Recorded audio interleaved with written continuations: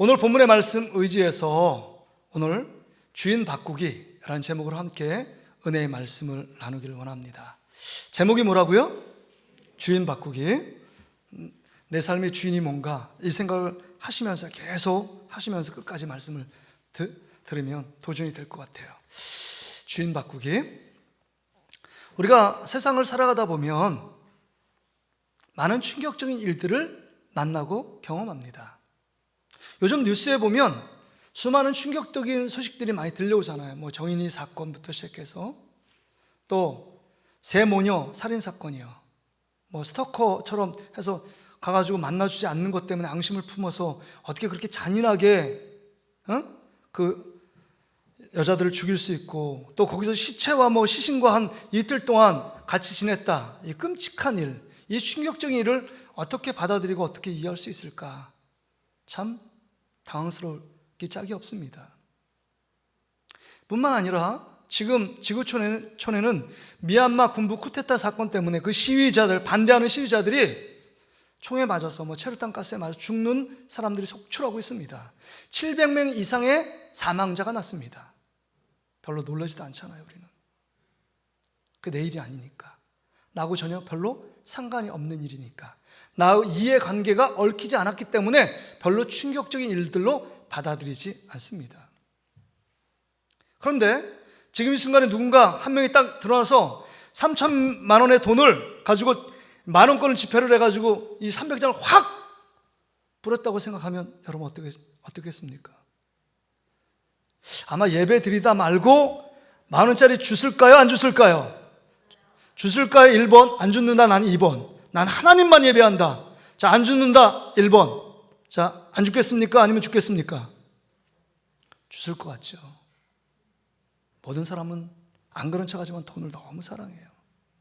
이런 충격적인 일들이 벌어진다면 아마 예배가 아수라장이 될 것이고, 아마 그 사람을 향하여 저 사람 미친 사람인가? 저 사람 뭐 하는 거야? 그냥 나갈 때 돈 주려면 밖에 나서 그냥 n분의 1로 나눠주면 되지 왜 이런 쓸데없는 짓을 할까? 뭐 이런 여러 가지 반응이 있을 수 있습니다. 오늘 본문은 이와 비슷한 내용이 이 본문에 담겨져 있습니다. 죽었던 나사로를 예수님께서 4일 완전히 시체가 썩은 냄새가 나는데 나사로야 나오라! 라고 부활의 예수님이 권능의 말씀을 선포하니까 배를 동이고 나온 거 아닙니까? 그 사건 때문에 죽어서 완전히 끝났다라고 생각했던 이 누이 동생인 마르다 마리아가 예수님을 위하여 2절에 보니까 잔치를 베풉니다. 얼마나 기뻤겠어요? 얼마나 벅찼겠습니까? 얼마나 예수님께 감사했겠습니까? 그러니까 잔치할 법도 하잖아요. 그래서 베다니에 예수님이 오셔서 정말 예수님을 위하여 잔치 자리가 배설되어 있습니다. 그런데 눈 깜짝할 사이에 뜻밖의 충격적인 일이 벌어진 겁니다. 마르다는 예수님을 잔치하기 위해서 정말 맛있는 음식을 대접하기 위해서 분주히 움직일 때 그의 동생인 마리아가 자기의 전 재산과 같은 향유 옥합을 깨트려 예수님 발에 깨어 부은 겁니다. 그리고 머리털로 예수님 발을 씻는 거예요. 그 모든 제자들과 그 예수님 곁에 모인 무리들이 향유 냄새가 진동할 정도로 이 일들을 모든 사람이 다 지켜보고 있습니다. 그 인생 가운데 충격적인 장면이 벌어진 겁니다. 여러분, 이 충격적인 장면은 왜 사람들이 충격적으로 받아들이고 왜 놀랐을까요? 아마 이 마리아가 예수님을 사랑하는 그 고귀한 사랑과 헌신과 희생을 갖고 정말 향유 옥합을 깬 그거, 나도 도전받고 나도 왜 저렇게 하지 못했을까? 이런 자극, 이런 도전이었을까요? 그것 때문에 은혜 받았을까요? 그것 때문에 감동했을까요? 그렇지 않았습니다. 그들이 충격적으로 받아들인 이 사건은 향유 옥합이 300데나리온 정도 되는, 쉽게 말해 하루에 일꾼이 벌 수 있는 게 한 데나리온이라면 3천만 원입니다. 그러니까 1년의 연봉에 맞먹는 돈을 다 부은 겁니다. 부었기 때문에 주워 담을 수도 없어요. 그러니까 3천만 원을 돈을 확 뿌린 겁니다. 뿌렸는데 다시금 회수할 수 없는 일들이 벌어진 겁니다. 눈앞에서 그 일들이 벌어졌어요.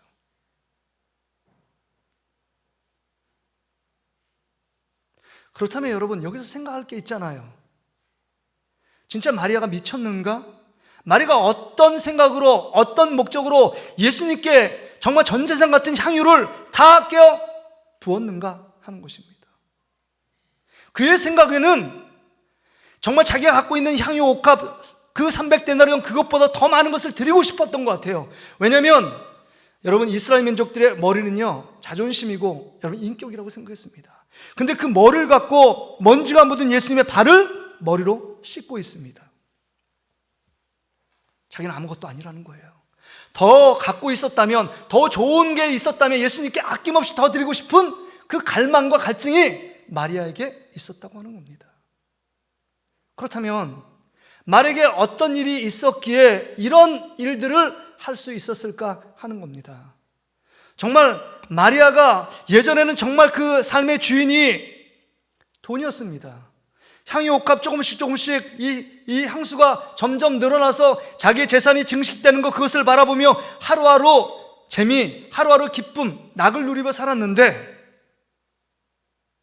그것을 송두리째 붓고도 더 많은 것을 드리고 싶은 애절한 마음, 간절한 마음이 마리아에게 있었다는 겁니다.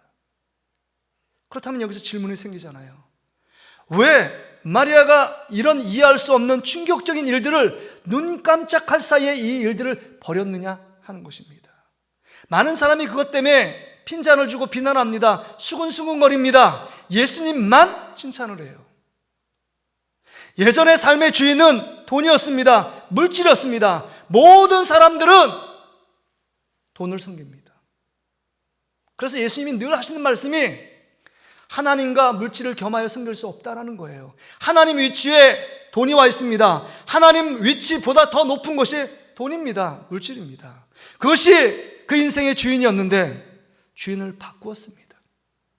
이제 예수님이 돈보다 더, 자기의 생명보다 돈보다 더 중요한 분으로 믿고 또한 섬기고 그것을 받아들였기 때문에 향유 옥합을 아낌없이 깨어 드린 것입니다. 놀라운 거예요. 여러분, 부자들이요, 부자와 가난한 자의 특징은 이거래요. 부자는 100원, 200원을요 아주 금쪽같이 여긴대요. 근데 가난한 사람은 100원, 200원은 그냥 막 써요. 근데 부자들은 1억, 10억 이거는 아낌없이 투자할 때 팍 씁니다. 투자합니다. 근데 가난한 사람은요, 돈 생기면 100원, 200원은 되게 아깝게 생각하는데 여러분 1000만 원, 1억은 벌벌대고 쓰지 않습니다. 늘 가난한 자가 되는 거예요. 제가 무슨 말씀을 드리느냐, 여러분 100원, 200원을 그 돈에서 부자가 부자기 때문에 여러분 10,000원짜리 이렇게 드리고 20,000원짜리 드리는 게 쉬운 일이냐? 아니라는 거예요. 지금 이 마리아의 입장에서 보면 정말 내가 부자기 때문에 지금 드린 게 아니라는 말씀을 하는 겁니다. 예수님이 그 인생의 주인이기 때문에 아낌없이 그것을 내어 드린다는 거예요.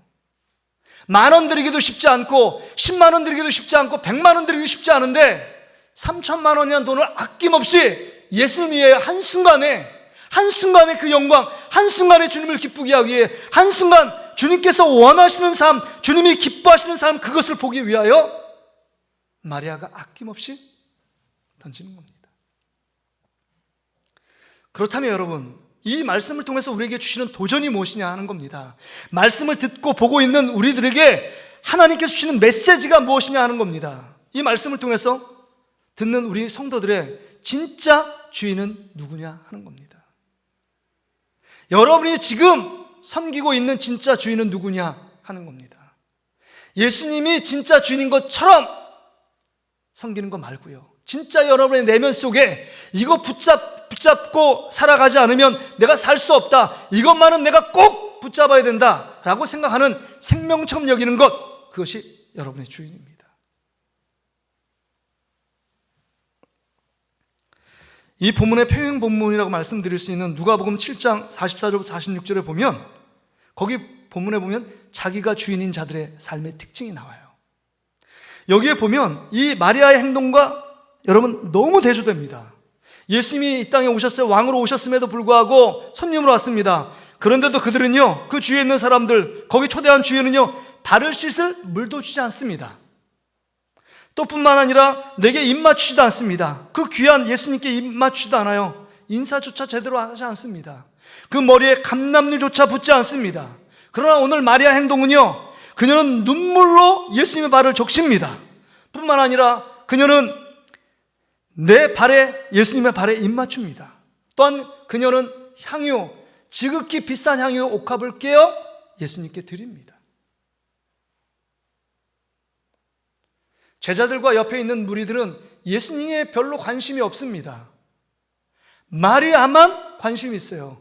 지금 마리아는 예수님만 보입니다. 그런데 지금 모든 주위에 있는 사람들은 자기 자신만 보여요. 자기 자신이요. 예수님이 보이지 않습니다. 예수님에게 관심이 없습니다. 내 자신의 유익, 내 주머니에 얼마의 돈이 생길까, 나 자신에게 유익된가, 이런 환경, 이런 상황 속에서 나의 이해관계가 상충될 것인가, 아니면 나에게 더 유리한 쪽으로 이 모든 상황이 흘러갈 것인가, 이거에 관심이 있습니다. 내 소유, 내 것, 내 물건, 내 자녀, 내 아내, 심지어는 내 하나님, 너희 하나님이 아니라 내 하나님, 내가 마음대로 하나님께 기도하면 하나님 응답해 주시고 나의 어려운 문제 있을 때 위경에서 건져주시는 그 내 하나님, 그것을 바라보고 있는 주위의 사람들이에요. 자기가 주인입니다. 자기가 주인이에요. 제가 한 주간 읽었던 책이 스크루지 테이프의 편지라는 책입니다. 천재 문학가인, 여러분, 기독교 작가인 C.S. 루이스가 썼어요. 이 책이 별로 그렇게 쉬운 책은 아닌데, 이 책의 특징은 너무 천재적으로 이 사단들이 지금 그리스도인들을 예수께로 멀리 떨어뜨리게 하기 위한 전략을 31가지 제목의 편지를 써서 이 삼촌이 조카 사단에게 이야기하는 겁니다.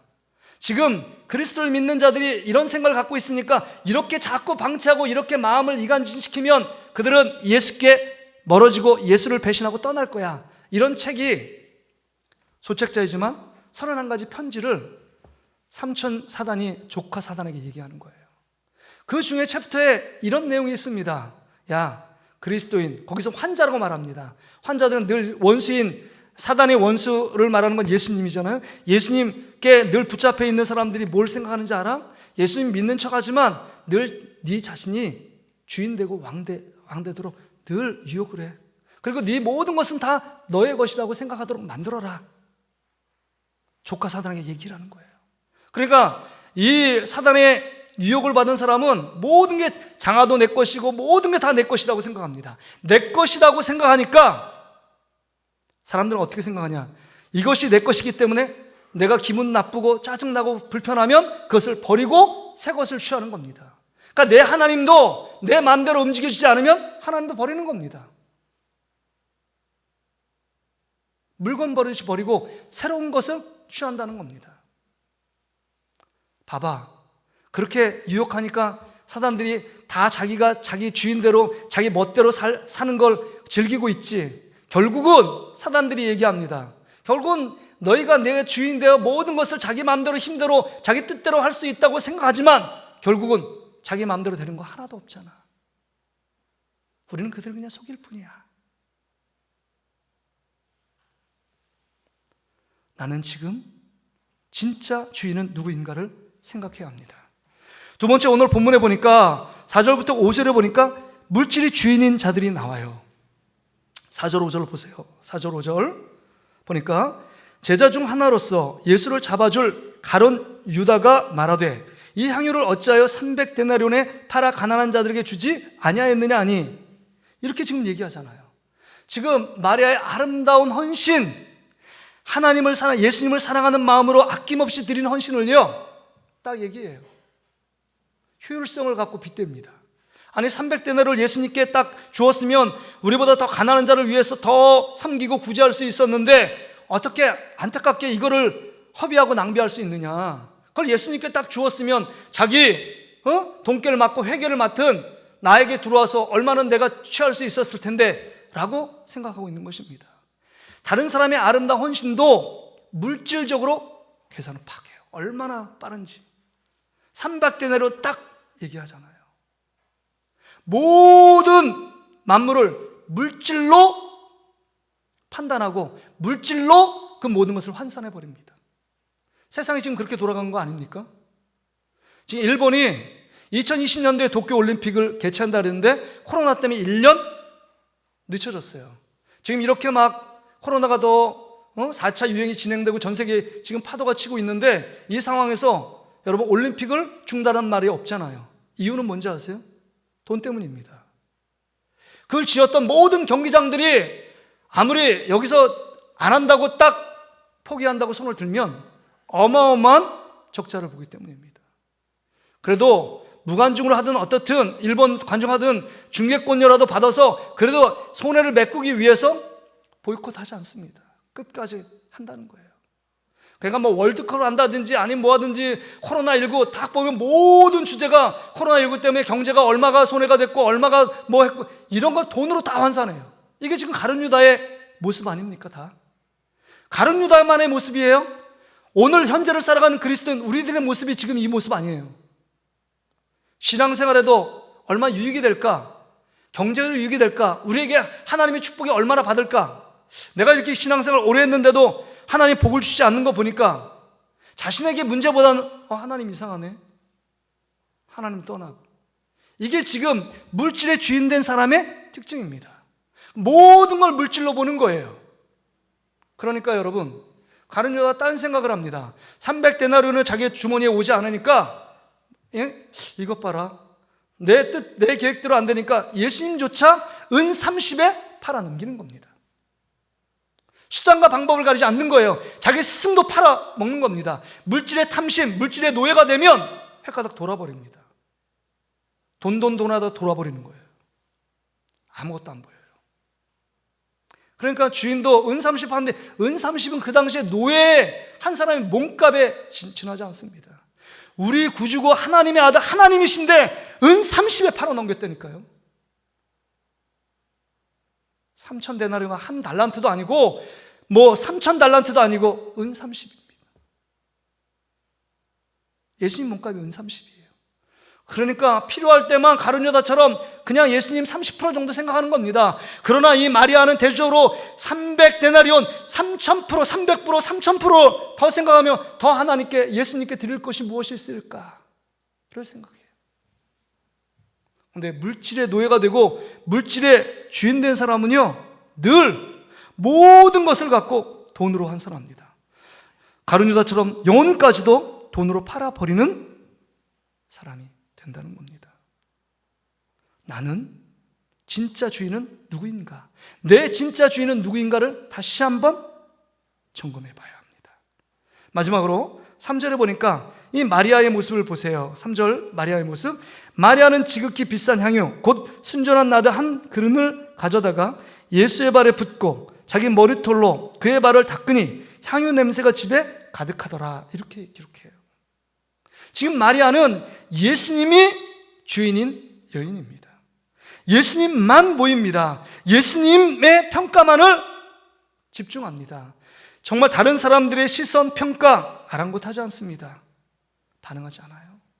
수군거림에 눈 하나 돌리지 않습니다. 오직 예수님의 반응, 예수님을 어떻게 하면 더 기쁘게 드리고 예수님을 더 어떻게 더 잘 섬길까를 생각하고 있는 이 마리아의 행동을 봅니다.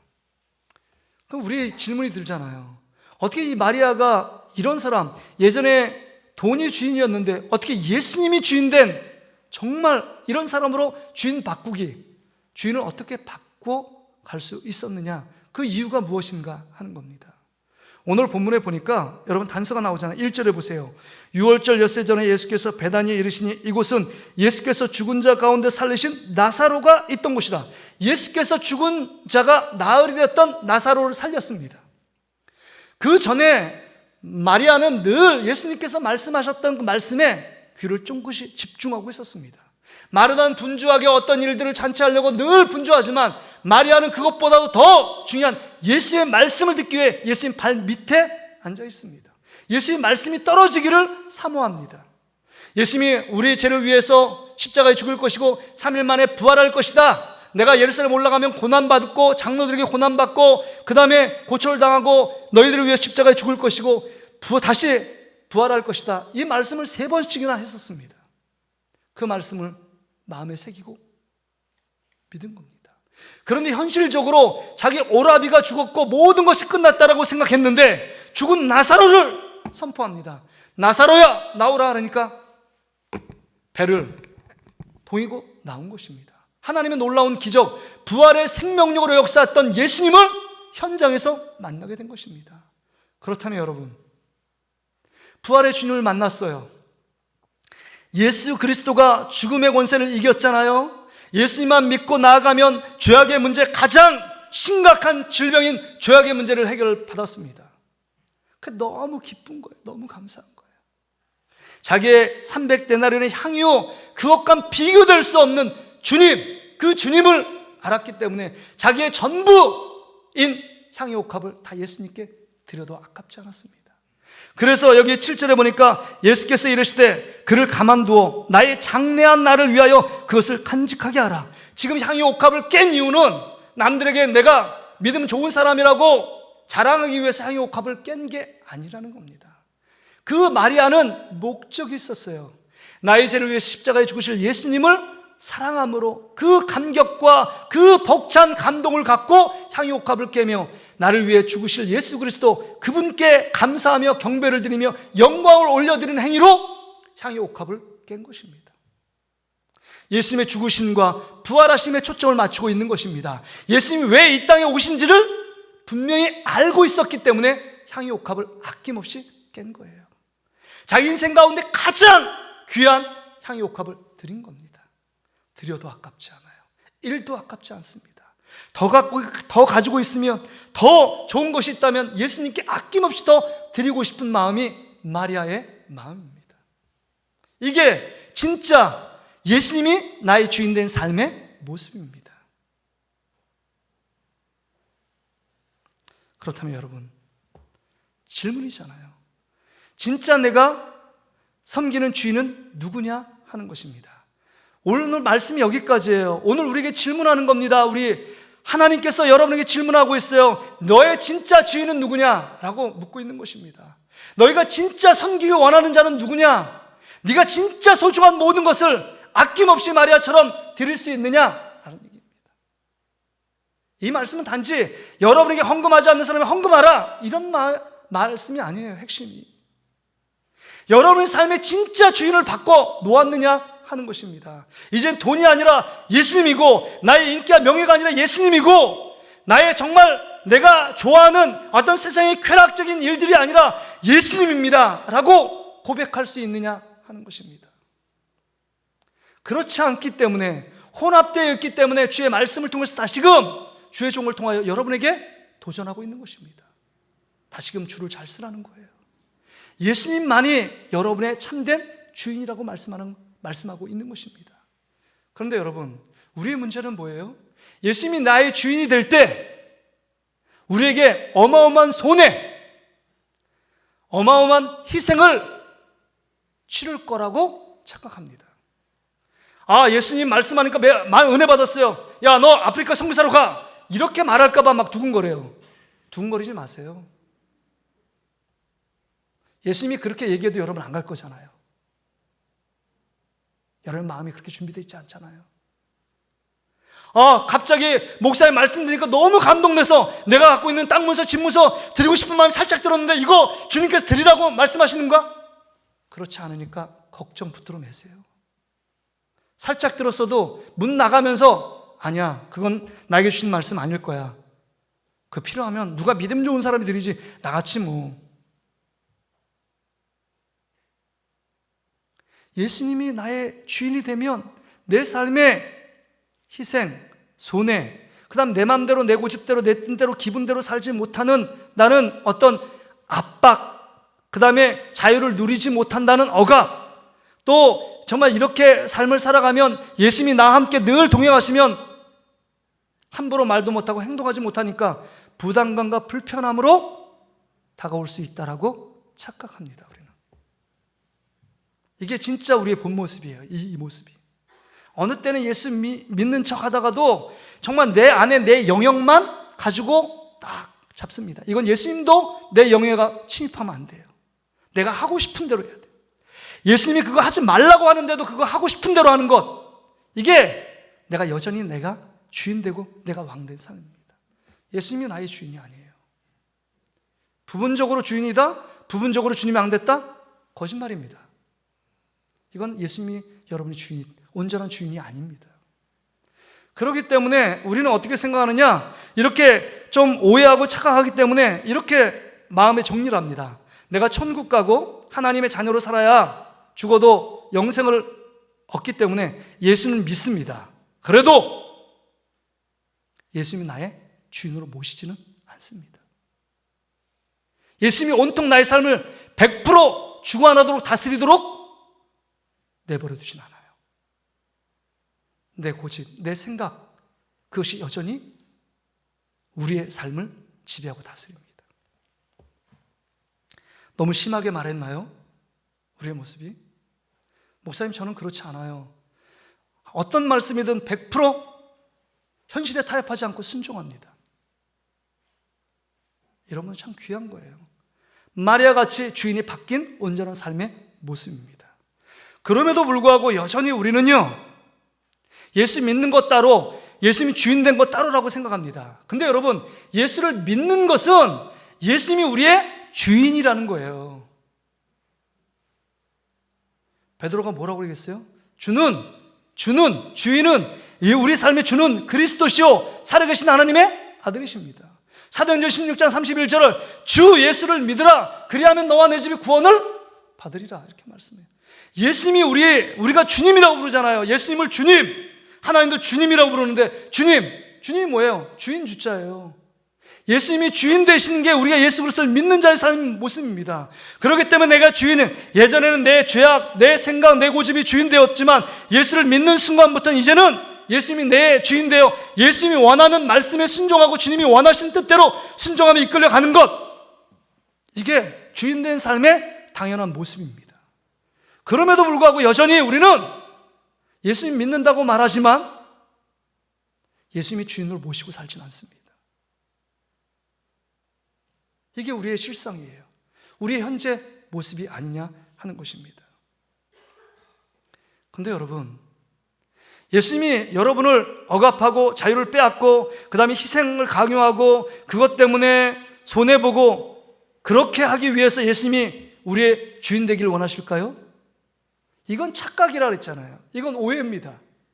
예수님이 이 땅에 오셔서 우리의 죄를 위해서 십자가에 죽으시고 여러분의 주인 되기 원하시는 것은 여러분의 진정한 참 자유를 주기 위해서, 여러분이 상상하지 못한 더 큰 하나님의 풍성한 축복을 누리게끔 하기 위하여 이 땅에 예수님이 우리를 주인으로 모시고 살라고 말씀하고 있는 것입니다. 할렐루야. 예수님이 우리의 주인 될 때 온전한 기쁨, 온전한 만족, 온전한 행복이 그 안에 담겨져 있다는 겁니다. 그러기에 마리아는 예수님밖에 보이지 않아요. 물질, 아무것도 중요하지 않습니다. 예수님께만 영광을 돌리면 예수님으로부터 오는 어마어마한 축복들, 죽음의 권세도 이기고 이 땅 가운데 살아 예수님 때문에 내가 정말 변화되고 받은 은혜, 받아야 될 은혜가 너무 많기 때문에, 그 비밀을 알기 때문에 300데나리온 아무것도 아니라는 겁니다. 주위에 있는 제자들과 무리 사람들은 300데나리온 못 보고 있습니다. 예수님은 안 보이고 돈만 보이는 거예요. 돈의 가치만 보입니다. 자기 욕심이죠. 저거 내 주머니에 들어갔으면 참 좋았을 텐데, 쓸데없는 일을 하고 있는데, 쓸데없이 낭비하고 있네, 쓸데없이 허비하고 있네, 이렇게 생각하는 것입니다. 말의 행동이 쓸데없는 것입니까? 그래서 어떤 목사님은 설교를 이렇게 위대한 낭비, 위대한 허비 이렇게 말을 썼어요. 이게 무슨 위대한 낭비고 위대한 허비일까요? 진짜 예수님께 드릴, 정말 예수님보다 더 중요한 분이 없습니다. 예수님이 내 인생의 진짜 주인이십니다. 참 자유, 참 행복, 참 만족은 주님 안에 있습니다. 내가 종으로 주인된 주님을 섬기겠습니다. 주님께 드릴 게 이것밖에 없습니다. 향유 옷값밖에 없습니다. 그 마음을 전부를 드리잖아요. 여러분, 예수님 당시에 주인이 2명 있었습니다. 큐리오스, 헬라의 큐리오스는 그때 로마 황제가 주님이었습니다. 로마 황제 숭배 사상이 있어서 그 핍박하던 사람은 황제를 섬길 거냐, 황제가 주인이냐, 아니면 예수 그리스도가 주인이냐. 예수 그리스도가 주인이면 그를 쳐 죽이거나 콜로세움에서 짐승과 싸우도록 먹잇감으로 줍니다. 굶주린 사자에게 던져줍니다. 예수를 주로 모시는 사람 안에 이런 놀라운 결단, 생명을 바쳐서라도 자기의 믿음, 부활의 주님이 나의 주님이십니다. 나는 이거를 어떤 현실에도 타협하지 않고 어떤 희생을 치르더라도 나는 오직 예수 그리스도가 나의 생명의 주인이십니다 라고 고백하며 형장 이슬로 사라지는 거 아닙니까? 지금은 너무 우리가 예수 믿는 것 때문에 핍박이 없고 예수 믿는 것 때문에 손해보는 게 없잖아요. 예수 믿는 것 때문에 손해를 보면 손해를 입힌 사람을 가만 놔두지 않습니다. 우리는 조금만 오해해도 늑달같이 달려가서 욕하고 따집니다. 네가 날 그렇게 얘기했어? 네가 날 그렇게 봐?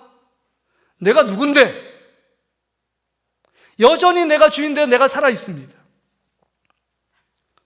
어느 순간은 그렇게 거룩한 척하면서도요, 내가 하나님을 얼마나 만났는지 알아? 과거에 하나님께서 주시는 은혜가 얼마나 컸는지 알아? 그래서요,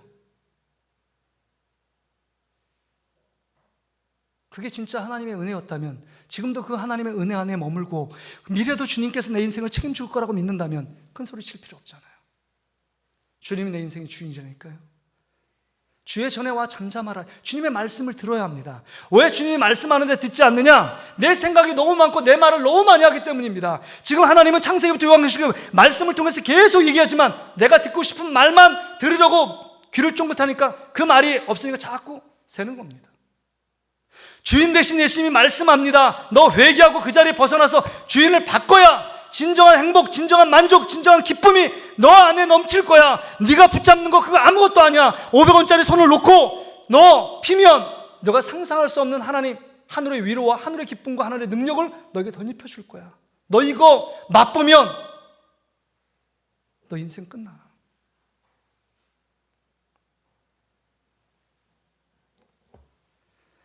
교회 안에도 불신자들이 많아요.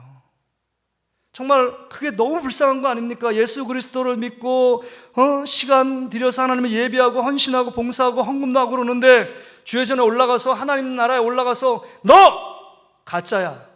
너 진짜 같은 가짜였어. 너 가짜 행사내가 너무 수고했다. 이렇게 말씀한다면 얼마나 비참할까요?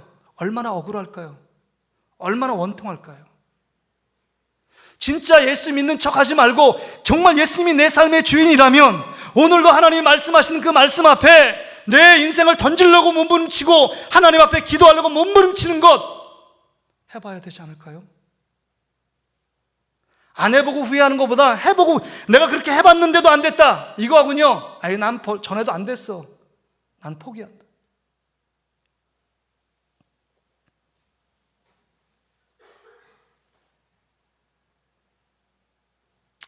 제가 이 말씀 막 보면서 찬송가 94장 찬양 어제 소예배실에서 찬양을 막 부르는데요, 막 눈물이 나요. 지금 눈물을 하면서 하나님께 기도하는데 진짜 제가 가짜 목사였더라고요. 예수님을 주인으로 섬기고 예수님을 자랑하고 예수님을 높이길 원하고 예수님을 증거하는 설교자고 목사임에도 불구하고 여전히 내 안에 세상적인 탐심, 욕심, 돈에 대한 유혹들, 늘 그것에 민감했던 제 자신의 모습을 봐요. 사람들의 평가. 그래서 찬송가 94장을 부르면서 정말 회개의 눈물을 많이 흘렸습니다. 여러분 이 찬양을 어떻게 부르셨나요? 진짜 마음속에 담고 믿음으로 고백했나요? 아니면 내 위선적인 가식적인 모습을 보면서 야, 나 이 모습 아닌데 나 이거 그냥 노래만 부르고 있네. 성령께서 여러분에게 뭐라고 말씀하시나? 야 가식덩이야, 너무 위선자, 너 이렇게 살지 않잖아. 너 이렇게 살 마음이라도 있니? 라고 말씀하시지 않아요? 이 가사가 이렇게 됐습니다. 주 예수보다 더 귀한 것은 없네. 이 세상 부귀와 바꿀 수 없네. 영죽을 내 대신 돌아가신 그 놀라운 사랑 잊지 못해. 세상 즐거움 다 버리고 세상 자랑 다 버렸네. 여러분 세상 즐거움 다 버리고 세상 자랑 다 버렸어요? 왜냐하면 주 예수보다 더 귀한 것이 없기 때문에, 예수밖에 없기 때문에, 마리아가 예수밖에 없기 때문에 모든 것 드렸던 것처럼 예수밖에 없어요. 여러분 가운데 진짜 예수님이 여러분의 전부입니까? 예수 한 분만으로 진짜 만족합니까? 아니잖아요. 세상 부귀 더 그것에 집중하고, 세상 명예 그것에 집중하고, 세상 행복 이것을 위해 달려갔던 우리의 모습이잖아요. 찬송가 부르랬으니까 뻔뻔하게 불러야 됩니까? 아니에요. 이게 믿음의 곡조고 믿음의 기도 아닙니까? 이런 삶을 살아가지 못하는 나의 모습을 가슴을 치며 쥐어뜯으며, 내가 이렇게 삶을 살아가면 주님이 아파하실 텐데, 주님이 나의 죄를 위해서 왜 십자가에 죽으셨는가? 주님이 진짜 주인 되기 원하셨기 때문에 내 인생의 주인 되면 너의 모든 것을 내가 책임져 준다고 말씀하시는데, 정말 구속하고 속박하고 사단은 막 그러는 거예요. 내가 예수님 주인 되면 너 얼마나 힘들고 불편한지 알아? 희생을 가고요. 남들도 안 해. 너만 고생하는 거야. 유난 떨지 마. 그냥 묻혀 살아. 다른 사람도 다 그 길 가고 있어. 믿는 자들이라고 남다른지 알아? 아닙니다, 주님. 마리아의 이 행동을 통해서, 믿음의 반응을 통해서 주님께서 원하시는 삶은요, 너희도 마리아와 같이 예수님이 주인으로 모시고 살라고 고백하고 있는 것입니다. 그러기 위해서는 여러분, 내 삶이 예수님을 주인으로 모시는 삶이 되기 위해서는요, 여러분, 내 자아가 주님의 십자가 앞에 못 박아야 돼요. 여전히 내 자아가 죽지 않으니까 여러분, 예수님이 내 삶의 주인으로 모시고 살 수 없는 겁니다. 뿐만 아니라 여전히 내가 내 걱정, 근심, 걱정, 그것은 늘 붙잡고 삽니다. 내 인생에 내가 주인이라고 생각하니까 예수님께 그냥 주인에게 모든 것 맡기면 되는데, 내가 내 삶의 주인이니까 내 그 걱정, 자녀들의 염려, 앞으로 미래, 이거 너무 걱정해요. 일어나지 않을 일까지 막 땡겨서 두려워합니다. 근데 여러분, 예수님이 내 삶의 주인 되시면요, 매일의 삶이 축제장이에요. 내 근심 걱정은 다 아버지 하나님이 다 맡아서 해결해 주실 거 아닙니까? 여러분, 어린 자녀들이 돈 걱정하는 거 봤어요? 천진난만하게 뛰어노는 겁니다. 왜요? 모든 걱정은 부모가 하는 겁니다. 여러분, 모든 걱정은 우리 주인된 우리 예수님, 우리 하나님 아버지가 걱정하는 거지 내가 걱정할 이유가 없다는 거예요. 내 모든 짐을 다 주님께 맡겨버리라. 무거운 짐진 자들아 다 내게로 오라. 내가 너희를 쉬게 하리라 라고 말씀하시잖아요. 이 말씀을 듣는다면 우리 안에 자유함이 있어요. 우리 안에 진정한 기쁨이 있어요. 우리 안에 여러분, 죽음의 문제 두렵지 않아요. 모든 삶이, 매일의 삶에 주어지는 환경의 삶이 기쁨의 축제의 장으로 변할 것입니다. 예수님이 나의 주인이시면. 그러나 예수님이 나의 주인이 아니면 늘 우리의 삶은요, 고난, 염려, 근심, 걱정 때문에 잠 못 이루는 밤을 설치고 불면증이 걸리고 우울증 안에서 힘들어하고 좌절하고 낙심하는 우리의 모습들을 보게 될 거예요. 여러분은 어떤 삶을 살기를 원하십니까?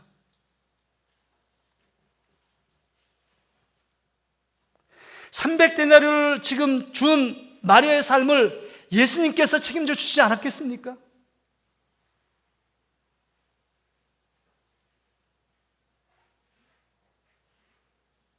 마지막 문구 제가 쓴 거 한번 띄워주시겠어요? 예수를 주인으로 믿는 자들은요, 예수님 안에 있는 모든 것을 다 가진 자예요. 그러니까 예수님을 주인으로 섬긴 사람들은요, 우리의 연약함, 우리의 약한 모든 것을 다 채우시는 예수님으로 말미암아 기쁨과 만족을 산다는 거예요.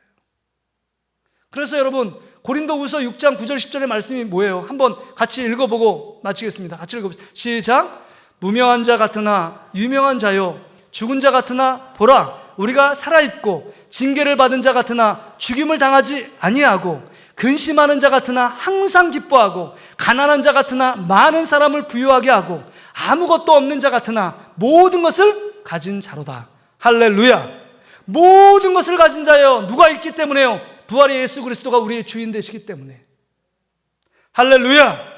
그 주님 앞에 나의 인생의 주인을 바꿔놓으면, 이제 모든 우상의 자리에서 떠나 예수님이 나의 삶의 주인으로 고백하면, 우린 연약한 자 같으나, 가난한 자 같으나, 약한 자 같으나, 권력이 없는 자 같으나, 배우지 못한 자 같으나, 건강이 약한 자 같으나 모든 것을 가지고 있는 자 같다라고 고백하잖아요. 할렐루야. 이 고백이 여러분의 고백이 되시기를 주의 이름으로 축복합니다.